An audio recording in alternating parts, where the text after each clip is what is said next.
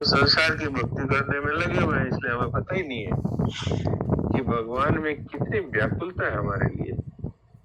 आप बताइए, जैसे हम गीता भवन में 3 नंबर में पीछे से जब पीछे वाली गली से जाते हैं और वटवृक्ष की तरफ, तो वहां पर वो मंगतों की भीड़, लाइनें लगी रहती है, मंगतों की लाइन, और वो चिल्लाते रहते हैं, माई मुझे दे, भाई अजय बाबूजी मुझे दो, मुझे दो।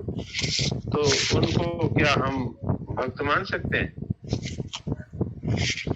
तो भगवान देखिए आप, बस वो ये देखते ही नहीं कि अब मांगता है, वो ये देखते हैं कि मेरे से मांगता है। तो ये भगवान की जो भूख है मानव के प्रति प्रेम की, उसको दर्शाता है। तो वास्तव में कहें तो भगवान ही भक्त है, हम लोग तो विभक्ति हैं। तो भगवान क्या कह रहे हैं, हे भरतवंशियों से सर्जन, पवित्र कर्म करने वाले अर्थार्थी, आर्थ, जिज्ञासु और ज्ञानी अर्थात प्रेमी, ये 4 प्रकार के मनुष्य मेरा भजन करते हैं, अर्थात मेरे शरण होते हैं। भजन करने का वास्तविक अर्थ होता है शरण होना। तो इसमें वास्तविक भक्त तो ज्ञानी अर्थात प्रेमी है, और भगवान है वो इन सबको भक्त मान रहे हैं। किस आधार पर? कि मांगते हैं पर मेरे से मांगते हैं, इसलिए मेरे भक्त हैं, और केवल मेरे से मांगते हैं इसलिए भक्त हैं। और आर्त है वो, हाँ ठीक है, अपना कष्ट दूर करने के लिए मुझे पुकारते हैं, लेकिन और किसी की आशा नहीं करते, मेरे से अपना कष्ट दूर कराना चाहते हैं, इसलिए वो मेरे भक्त हैं।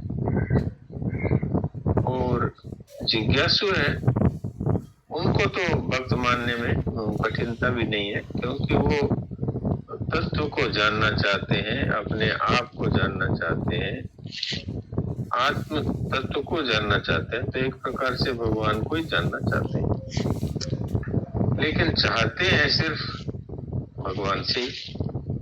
उनको अपने पुरुषार्थ पर विश्वास नहीं है कि श्रवण मनन निधिध्यासन इत्यादि करके मैं भगवान मैं आत्म तत्व को जान जाऊंगा। वो ये कहते हैं कि भगवान के ही शरण हूँ, बस वो ही हमें आत्म तत्व का ज्ञान कराएंगे। तो उनकी ये जिज्ञासा है कि मैं कौन हूँ, तो वो भगवान से ही इसको जानना चाहते हैं। इसमें उद्धव जी का नाम लिया है। वो ज्ञान चाहते हैं पर चाहते भगवान से। और 5वें भक्त तो ऐसे हैं कि वो कुछ नहीं चाहते, वो तो केवल प्रभु को अपने आप को समर्पित कर देते हैं, उनकी कोई इच्छा नहीं। तो वास्तव में तो भक्त वही है, और भगवान सबको ही भक्त मान रहे हैं, इसलिए उनको भक्त ही कहा जाए। अर्थार्थी भक्त है वो अपनी न्यायुक्त सुख सुविधा धन संपत्ति चाहते हैं, परंतु केवल भगवान से चाहते हैं। आर्त भक्त है, प्राण संकट आने पर, आपत आने पर दुखी होकर अपना दुख दूर करने के लिए भगवान को पुकारते हैं। इसमें महाराज जी ने एक विशेष बात कही है। बहुत से लोग आर्त भक्तों में देव द्रौपदी और गजेंद्र को मानते हैं, और भगवान कहते हैं कि गजेंद्र ने भी हाथी हथनियों का सहारा लिया, अपने बल का सहारा लिया। द्रौपदी ने भी पहले सभा की ओर देखा, भीष्म पितामह की ओर देखा, धृतराष्ट्र की ओर देखा, फिर अपने पतियों की तरफ देखा, लेकिन फिर भगवान के परायण हो गई। लेकिन पहले दूसरे आश्रय भी देखे, इसलिए अनन्यता जो है वो मानी गई है आर्त भक्तों में उत्तरा की। उनको एक भगवान के सिवा और कोई नहीं दिखता। तो अनन्यता है, ये वास्तव में भक्ति का एक उत्कृष्ट उदाहरण होता है। इसलिए आर्त भक्त है, इसमें महाराज जी ने लिया है उत्तरा को। उत्तरा के गर्भ में अभिमन्यु था, और उसको जलाने के लिए तीर छोड़ा गया था। तो कहा कि चाहे मैं मर जाऊं, ये मेरा गर्भ है, इसकी रक्षा हो। भगवान के गर्भ में परीक्षित जी थे ना? हाँ, वो क्षमा करें, परीक्षित जी, आपने ठीक कहा।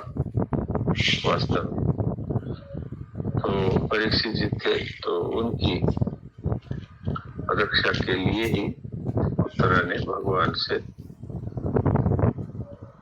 प्रार्थना की, तो उनको आर्थ भक्त माना गया।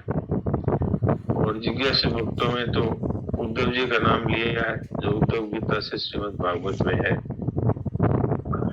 ज्ञान चाहिए, पर चाहिए परमात्मा से, भगवान से ही। और चौथा ज्ञानी भक्त है, वो तो बिना किसी इच्छा के केवल प्रेम देने के लिए तत्पर है। इसलिए इनमें गोपिकाओं का नाम देवर्षि नारद जी ने भी यथा ब्रज गोपिका नाम भक्ति सूत्र में कहा है। तो अर्थार्थी भक्तों में ध्रुव जी का नाम बताया गया है। और इसमें महाराज जी ने उदाहरण दिया है कि ये 4 लड़के खेल रहे थे, पिताजी आम लेकर आए, तो एक लड़का आम मांगने लग गया, तो वो अर्थार्थी है। एक लड़का आम लेने के लिए रो पड़ा, वो आर्त है। और तीसरा लड़का न रोता है न मांगता है, केवल देखता है, वो जिज्ञासु है। चौथा लड़का अपने खेल में मस्त रहता है, आम की तरफ देखता ही नहीं, वो ज्ञानी। तो इस तरह के चारों ही भक्त हैं, उनको भगवान ने अपने प्रेम के कारण भक्त ही माना है। भगवान के साथ अपनापन मानने के समान दूसरा कोई साधन नहीं है, कोई योग्यता नहीं है, कोई बल नहीं है।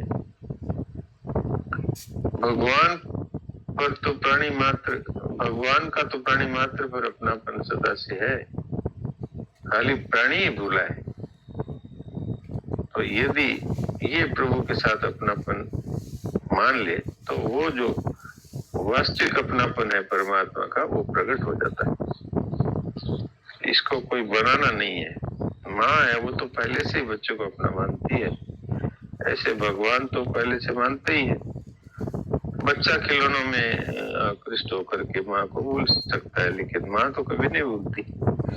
ऐसे ही हम संसार में आकर के संसार के धन, जमीन, मकान, कुटुंब, मान, बड़ाई इत्यादि में फंस करके भगवान को भूलते हैं। भगवान तो कभी भूलते नहीं, और भगवान हर तरफ अपनी तरफ खींचने की कोशिश में लगे रहते हैं। इसलिए हम जिन जिन को पकड़ते हैं उनको छुड़ाते रहते हैं। ये भगवान है, उनका कितना प्रेम है हमारे लिए, ये बात समझने की। मार्मिक बात में महाराज जी ने 2 तरह की कामनाएं बताई। पारमार्थिक कामना यद्यपि वास्तव में कामना है ही नहीं, ये तो आवश्यकता है, फिर भी इसको 2 भागों में विभाजित किया है। एक मुक्ति की इच्छा कामना, और एक भक्ति अर्थात प्रेम की, भगवत प्रेम की कामना। ये दोनों ही आवश्यकताएं हैं। लौकिक कामनाओं को 2 तरह से बताया है महाराज जी ने, एक सुख प्राप्त करने की और एक दुख दूर करने की। इसके भी फिर अनेक भेद बताए हैं। तो इसको अभी पढ़ाई है अजय जी ने। दुख दूर करने की कामना के फिर 3 भेद बताए हैं, आदि भौतिक, आदि दैविक और आध्यात्मिक। इसमें अतिवृष्टि, अनावृष्टि आदि ये है, ये आदि दैविक है। और सांप, बिच्छू, चोर इत्यादि से जो दुख होता है वो आदि भौतिक बताया। और जो शरीर अंतःकरण में दुख होता है वो आध्यात्मिक बताया। इस आध्यात्मिक की 2 प्रकार बताए, आदि और व्याधि। मन की चिंता आदि है, शरीर का रोग व्याधि है। आदि भी 2 तरह की बताई, एक पागलपन है और एक चिंता शोक है, आदि है। तो इस तरह से महाराज जी ने खूब विस्तार से इन चीजों का वर्णन किया है।